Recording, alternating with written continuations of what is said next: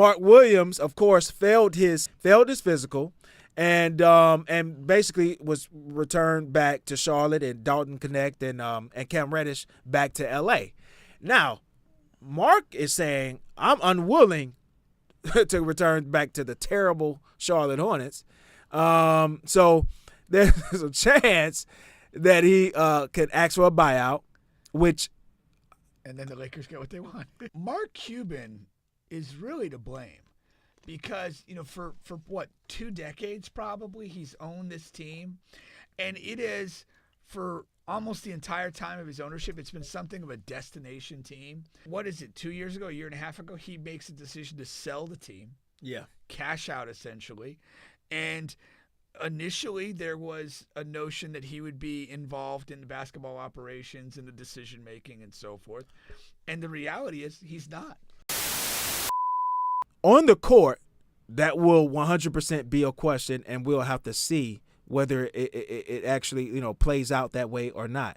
But front office-wise, it's definitely Luka's team because, Luka, on the day he arrived in L.A., there's been a ton of reports said he went to the front office and basically engineered this trade for Mark Williams. And LeBron and his camp had no idea about it. Okay. And so they made this move for Luka. Now, speaking of this move, so Mark Williams, of course, failed his help me out here. His physical. Yeah. Failed his physical. And basically was returned back to Charlotte, and Dalton Connect and Cam Reddish back to L.A. Now, Mark is saying, I'm unwilling to return back to the terrible Charlotte Hornets. So there's a chance that he could ask for a buyout, which. And then the Lakers get what they want. Which I saw earlier that nobody on that rookie deal has ever reached a buyout. So there will be unprecedented and maybe even a couple of challenges there. But they may get their guy for an incredibly cheaper price. Right. Which would be nuts. And then on the other side, you got Dalton Connect and Cam Reddish coming back, and they were supposed to play. These are healthy guys. They were supposed to play in that game that Luka did, but Dalton Connect told JJ, was like, hey, I'm still processing this trade. I'm not feeling well about it mentally. I'm kind of, I don't know. How do you feel about that on Dalton Connect's side before we get to Mark Williams? I think Dalton Connect's side is bullshit. Right? Because do you take it away from that he's a rookie? He got drafted to LA Lakers. You're there for half a season. Like it's a show, with LeBron there. It's like you love it. LeBron's there. And then all of a sudden, boom, now I'm in fucking terrible Charlotte. And I had no control over it. You know what I mean? Like, well, no, I understand. But here's the thing. Now you're back in L.A. with LeBron and with Luka. Yeah. It's like, dude, get over yourself. Get over yourself. Yeah. You're not going to be in a situation on earth that you're going to get better looks at 3-point shots, which is what you do. Amen. I think that's for that reason. Okay. I think it's terribly soft. I can get the absolute disappointment.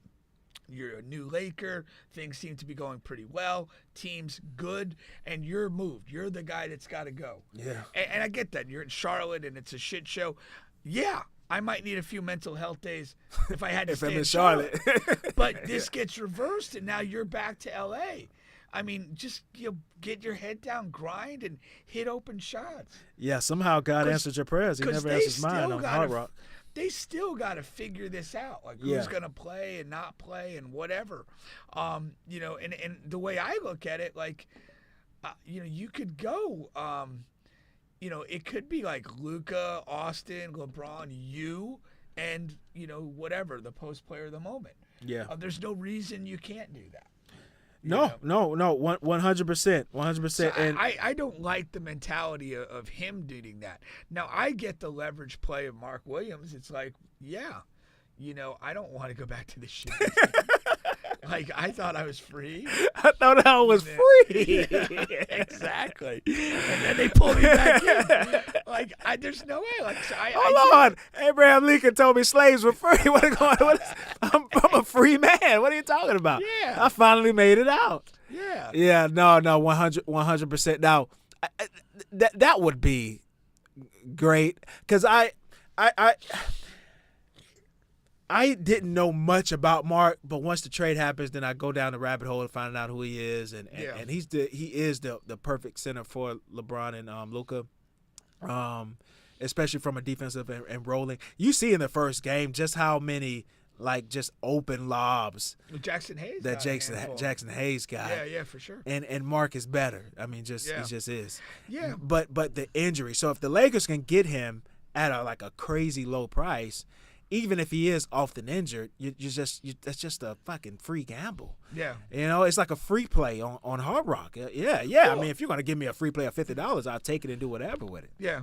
And again, you look at Mark Williams and Jackson Hayes being kind of like a younger version of what they had with Dwight and JaVale McGee on that title team. No, that's true. And so, again, it's not a bad dynamic. And like, whether it's health or not, like, you kind of have two guys to play one spot. So, whether one guy's playing better than the other or one guy's healthy and the other's not, you can manage that situation with those two bodies. And one thing the Lakers have proven they can do here, especially over this stretch in the regular season, they can play small. Yeah. Because they only have one big on the roster, and that's Hayes. Well, he's not playing the whole game. Right. So when he's out of the rotation, they've been playing small. They've had some LeBron at center. They've had Vanderbilt and Rui at center. Like that's been working for them because they play uber fast and they just switch everything on the perimeter. Yeah, and it's been working depending on the matchup. And depending on the matchup, that you can get away with that a lot longer. Yeah, for sure.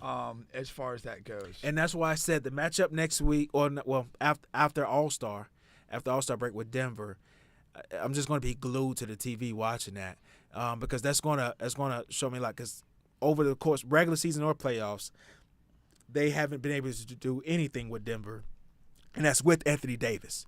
So without him out of the picture, what does that look like? I'm so interested in seeing what does that look like and if they'll be able to compete with this new style of play. Remember LeBron took it to him in Paris. Yeah, he had a lot of superheroes on the side. No, but he matched up with them. No, he did. And went to war. Yeah, he did. But it is interesting. I don't get the connect. I'm kind of disappointed in that. Okay.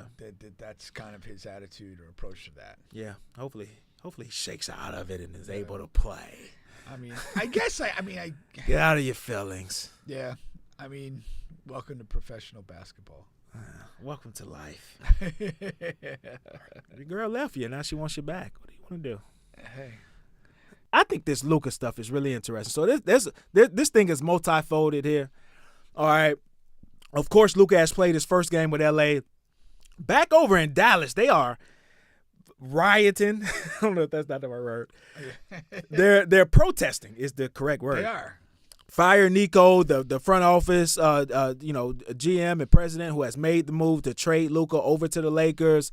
They've been kicking fans out that's holding up the signs of Fire Nico. And apparently, he went to an SMU college game, and people there chanted Fire Nico. Yeah. Yeah, I mean SMU's in Dallas, so it's yeah, exactly. It'd be the same fan base. And first of all, if they're not being violent or anything, you can't be throwing fans out of here just for professing their love of a player that you traded without any notice. It just makes it worse. Yeah, like you literally and I was talking to Juan about this. Like, Mark Cuban is really to blame because for what 2 decades probably he's owned this team, and it is for almost the entire time of his ownership, it's been something of a destination team. The organization under him has been one that's always been recognized for treating players well, and they've had a relatively consistent degree of success. Obviously, they did win a title, and what is it? 2 years ago, a year and a half ago, he makes a decision to sell the team, cash out essentially, and initially there was a notion that he would be involved in the basketball operations and the decision making and so forth, and the reality is he's not. Maybe he is, but his all of his power is gone. Yeah, powerless. Yeah, because they said he called Nico like several times, like, "Yo, do not do this. Right. Like, this is the wrong move to make, and this right." But yeah, he sold away his power. But I'm very curious I'm very curious to see and to know, like, what is his feeling watching this, like people in the arena that he's housed this team getting booted out for. He probably wrote the signs. And handed them out on the back. I mean, that's a funnier notion, but I would think he would be hurt by this, and regretful, remorseful, because this would never have happened under his watch, and he knows it. Yeah. And he made that decision to cash out, and when he made the decision to cash out, he lost his power over this particular thing, and I think that's got to hurt, and I hope that it does. Yeah. I hope he regrets that decision. Because he set a pretty good standard as an owner, and probably not perfect. I get it, but that's this has got to be hurtful to him. But it's his fault because he gave up the reins. Yeah. No, I'm not mad at that take. And definitely you sold away your power. You're a part of the Get the Bag crew now, and I mean you're at the head of the table. But, yeah, you are. But yeah. Well, and he's. Kobe's talking about conspiracy, but again, there's a lot of things. Apparently, that this Vegas-based ownership group that bought from Cuban, they had a casino play that they wanted in Dallas. They didn't get what they want there. Yeah. There's definitely an avenue that you could have that says that well, hell, we're just gonna blow shit up in Dallas and make it untenable to be here, so that we can relocate the team to Vegas where we're comfortable.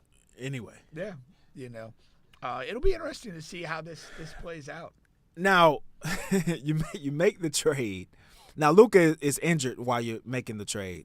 All right. Then you trade him over to L.A. Now, he's already played his first game. He was on they played a bad team, so he didn't really play much in the second half. But he looked well when he was in, got some long passes to LeBron. He gets the rebound, and there's a full court pass to LeBron on a fast break. I mean, they look like they may be able to connect. And also, they answered a lot of questions about, LeBron is very ball dominant and Luka's very ball dominant. I came on the show. I told you, I said, well, first of all, LeBron hasn't been that ball dominant for 3 to 4 years. He's really taken a back seat to Anthony Davis, and also Austin Reeves handles the ball a lot. And you saw in this game where neither one of them, Luka was actually off ball more than I thought he would as well. Yeah. And so, but it worked out. I mean, Reeves still had the ball in his hands the same amount, and LeBron and Luka was able to fit right in. Let's not forget that the best way to play basketball is to share and move the ball. Yeah. Like, I don't care how talented you are. Yeah. It's still the most effective way to sling the ball around. And it's even better when you're slinging it around among talented players. Yeah. And don't lose sight of that. And if those guys can, maintain that and consistently, keep that as a focal point of what they're trying to accomplish, they're going to be pretty damn good. Yeah. And they're two high-Q guys. You'd think they'll be able to figure that out.